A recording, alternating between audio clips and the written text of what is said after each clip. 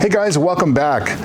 So a couple of you have asked me in the comments in previous videos about a follow-up video on the Bauer polisher. So without further ado, things are kind of a mess here. We've got a full shop, but I wanted to show you. So I've been using this off and on, a little less so since I've been using a lot of the cordless polishers lately, but it seems to be holding up pretty well, but you can see that it's getting towards the end of its life. It has a lot of hours on it, and my experience is after we change the backing plate and the grease to something that's just a little cooler running instead of that really thin Chinese grease, it's really done quite well. Considering, you know, it's less than $100. If it breaks, you go buy another one and it's readily available at your local Harbor Freight. So with that, I'm really impressed with the weight and the power that it has. It's not as smooth as like the Rupes polishers or the Flex or something like that, but again, you kind of have to expect that when you're paying less than $100. It's much improved once we did the backing plate mod and all that. So one of my big complaints was the bearing noise, and you can see that there's a lot of play that's in this machine now.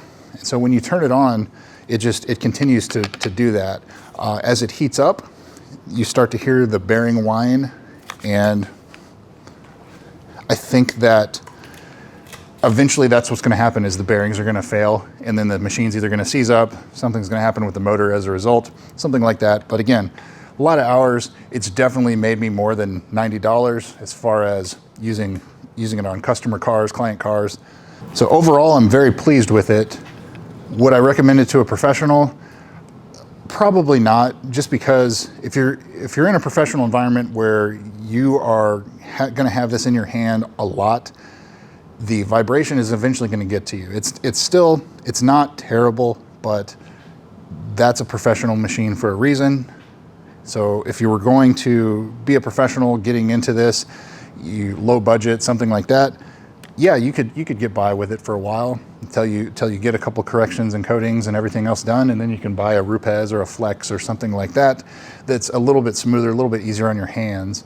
You know, you talk about Raynaud's disease before. I mentioned it in other videos, and it affects your grip strength, your circulation in your hands. And you know, when you've had a polisher like this in your hands for 20 plus years, it really starts to mess with your grip strength. And I've noticed, you know, my hands, they start to tingle a lot sooner, especially when using this.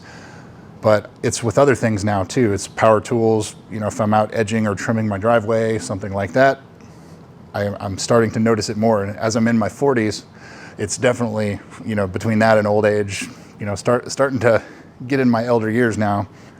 So that's something to consider if you're going to have it in your hands a lot.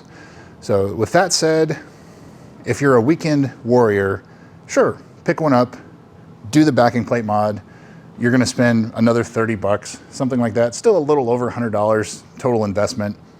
I think it'd be a good polisher for you. If you're going to get it out once or twice a year, yeah, it's going to last you several years.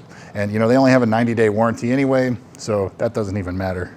So I hope that helps you guys out. Hope it explains that, you know, it really isn't a bad polisher, but it's not for everybody. So there you go. Thanks again for watching. We'll see you soon.